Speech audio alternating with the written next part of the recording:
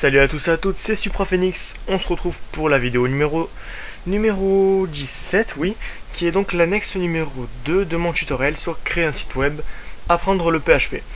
Alors, j'ai mis un peu de temps pour faire cette vidéo, je vous explique pourquoi. C'est la troisième fois que je suis en train de faire ce tutoriel, parce qu'en fait la première fois, j'ai fait à peu près 2-3 erreurs qui ont rendu le tutoriel très peu professionnel, et puis c'était ridicule de mettre un tutoriel avec autant d'erreurs, quoi, je vous le dis. Vous vous aurez dit, mais attends, mais qu'est-ce qu'il fait à nous apprendre des erreurs à lui? Et la deuxième fois, bien sûr, mon micro a planté. Il bug en ce moment, donc il se pourrait qu'il y ait des grésillements dans ce tutoriel. Mais voilà, il marche pas très bien. Donc j'ai enregistré que la moitié, donc ça va gonfler, j'ai tout supprimé. Alors qu'il était pratiquement parfait et je suis dégoûté. Bon bref, on va recommencer d'un bon pied. Alors, dans ce tutoriel, nous allons apprendre les htaccess. Qu'est-ce qu'un htaccess? Un htaccess, c'est un fichier qui est donc c'est pas du PHP, c'est un fichier externe au PHP qui nous permet de protéger un répertoire avec un mot de passe et un nom d'utilisateur. Vous êtes sûrement allé déjà sur un site, souvent amateur ou professionnel, mais une partie administration. Vous avez un petit carré qui s'ouvre sur votre navigateur et qui vous demande gentiment un mot de passe pour entrer et pour effectuer des actions. Alors ça peut être un très bon palliatif si vous n'avez pas d'espace membre. Vous pouvez créer une administration sans aucun compte, tout simplement avec un htaccess. Et on va apprendre aujourd'hui comment le réaliser ensemble. Alors il faut savoir qu'un htaccess, donc c'est un fichier qui permet de protéger, mais il y a deux fichiers en fait pour vraiment protéger. Il y a le htaccess et le htpassword. Le htaccess, c'est ce qui va configurer votre protection. Par exemple, vous allez dire je veux faire une protection basique, faire ça, voilà, vous donnez des détails. Et le htpassword, vous allez stocker les noms d'utilisateurs et les mots de passe qui sont autorisés à entrer dans la zone que vous allez protéger.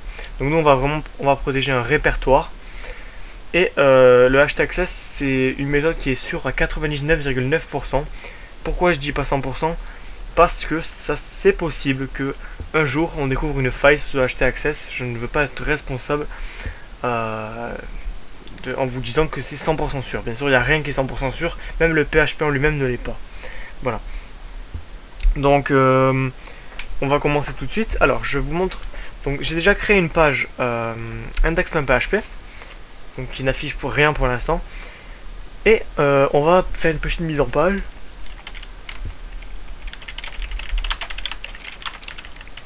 Bienvenue sur mon site. Et ça marche parfaitement.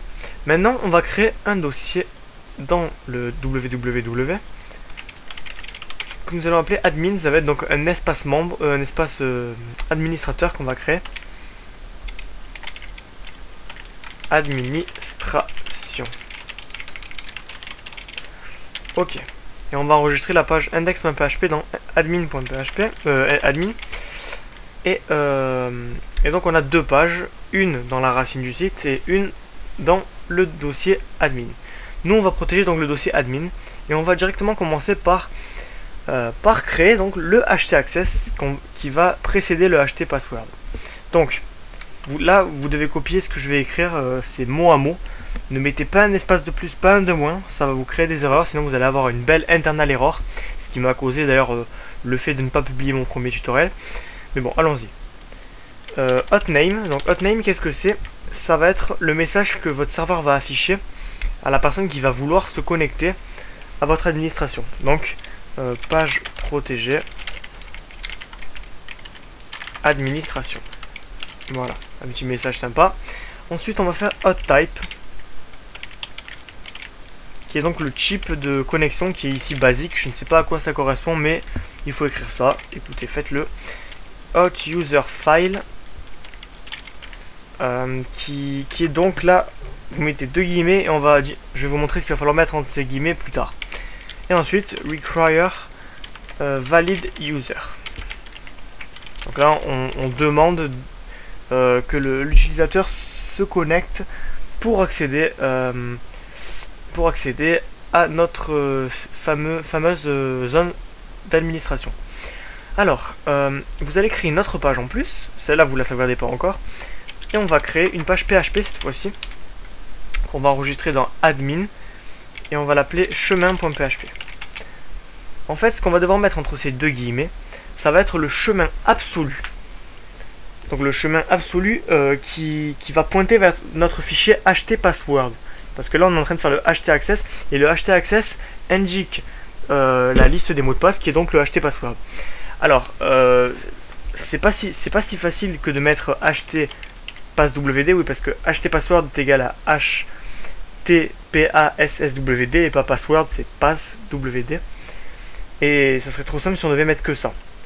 Donc nous, on va aller dans chemin.php, et on va mettre la fonction realPass, qui est donc chemin réel, et on va mettre chemin.php. On demande le chemin réel de cette page actuellement. Donc on va sur admin et on va sur chemin.php. Alors il faut rajouter un petit écho pour afficher.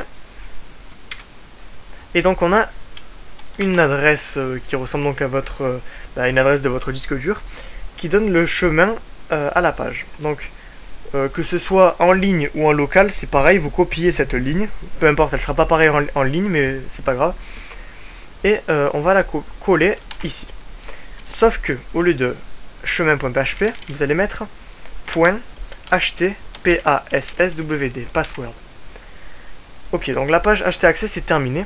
On va donc l'enregistrer dans admin, et on va l'appeler htaccess. Ça s'écrit H-T-A-C-C-E-S-S. Maintenant, faites très attention à l'orthographe, ça peut vraiment vous poser du tort.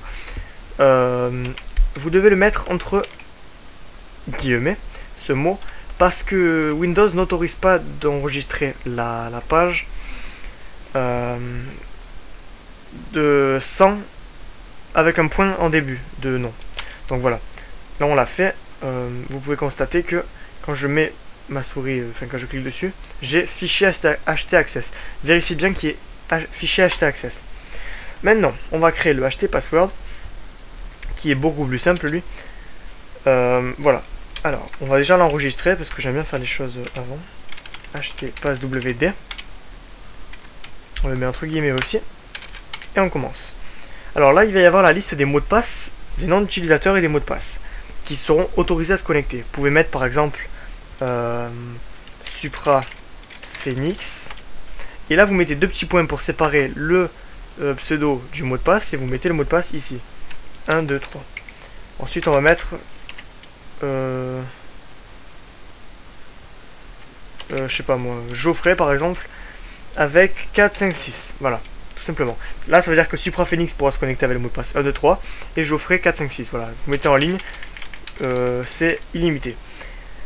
Maintenant, une chose qu'il faut savoir, si vous êtes en local, pas de problème, vous avez terminé le tutoriel pratiquement, vous mettez le nom d'utilisateur comme ça et le mot de passe en clair. Sauf que en ligne, ça fonctionne pas. En ligne, il ne faut pas le mettre en clair le mot de passe, mais il faut le crypter. Pour le crypter, rien de plus simple, je vous rassure. Vous utilisez plutôt la fonction crypt, et donc on va crypter le mot de passe 1, 2, 3, et on affiche ça immédiatement. Alors bien sûr là, ils m'ont demandé le... Ah oui, forcément, chemin.php, je l'ai mis, mais sauf qu'il y a le htaccess, il protège.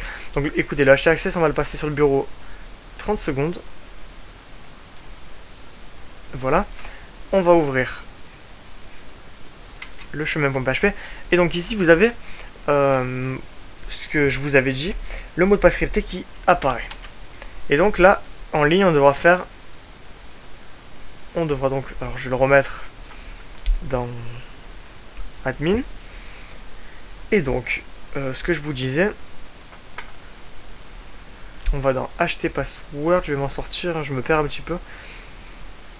Voilà, donc htpassword, vous allez mettre par exemple Johan, et vous allez mettre le mot de passe comme ça, juste après les deux petits points. Et là vous avez Johan, mot de passe 1, 2, 3, sauf qu'on doit le crypter puisque c'est en ligne. Attention, si vous êtes chez Free, pour votre hébergeur web, allez voir directement sur leur site comment ça marche, vous mettez htaccess free, parce que je sais que ça marche pas pareil que tous les autres navigateurs, que tous les autres hébergeurs, ils sont un petit peu chiants Free, donc allez vous renseigner. Vous risquez d'avoir une internal server error qui risque de vous poser des problèmes, donc il va falloir peut-être utiliser une autre version de htaccess parce qu'il y en a plusieurs. Donc voilà, ça je vous laisse voir par vous-même. Donc on va tester tout de suite. Là je suis en local, donc je vais mettre le mot de passe en clair. Johan123. Et donc quand je veux accéder à chemin par exemple, non on va pas accéder à chemin. Donc vous voyez, quand je mets un mauvais mot de passe ou que j'annule, j'ai autorisation required qui veut dire autorisation requise. Et donc je vais sur index.php et on me demande authentification requise, le serveur localhost requiert un nom d'utilisateur et un mot de passe, message du serveur, page protégée, administration. Donc là je vais mettre un faux mot de passe, Johan456, ça recommence. Maintenant Johan123 et je suis sur mon administration, peinard, personne ne peut y accéder et je suis le maître du monde sur mon site. Voilà. Écoutez, qu'est-ce que je peux vous dire d'autre sur les htaccess? Donc ça permet vraiment de protéger les pages de manière efficace. Donc il faut se rappeler à peu près qu'il faut crypter les mots de passe en ligne et pas en local. Il faut aussi se rappeler qu'il y a deux fichiers, htaccess et htpasswd, que je dis password moi pour aller plus vite. Et donc ces deux fichiers nous permettent de renseigner des informations qui vont vous permettre de sécuriser votre page. Voilà. Qu'est-ce que je peux vous dire d'autre? Rien du tout. Je pense qu'on a fait le tour. Ouais, c'est ça, on a fait le tour. Donc je vous dis à bientôt pour le tutoriel numéro 18, qui sera donc l'annexe numéro 3. Et ensuite, j'ai eu une idée. Dites-moi si ça vous plaît en commentaire. Je vais créer une vidéo où je vous laisserai une foire aux questions, entre guillemets. Vous allez me poser toutes vos questions sur PHP. Et j'essaierai d'y répondre de manière la plus complète, voilà. Mais je ne vous ferai pas votre travail, c'est-à-dire que je ne coderai pas à votre place. Je vous donnerai juste des astuces et des pistes pour que vous puissiez vous améliorer et arriver à vos projets, réussir vos projets donc. Autre chose, j'ai un autre site qui est en cours, que je suis en train de coder en ce moment. Ça fait un moment que je le code, bon j'ai la flemme, je procrastine à mort, c'est à dire que je remets tout au lendemain tout le temps. Mais il va bientôt sortir et je vous le montrerai en avant-première sur ma chaîne YouTube qui donc vous le verrez bientôt. Abonnez-vous si c'est pas déjà fait. Aimez la vidéo si vous avez aimé, donc, parce que je vais pas vous faire du forcing. Et commentez si vous avez une question, si vous avez une réflexion, une remarque, une critique négative, positive, ce que vous voulez. Voilà, bon allez, sur ces belles paroles, je vous laisse, ciao.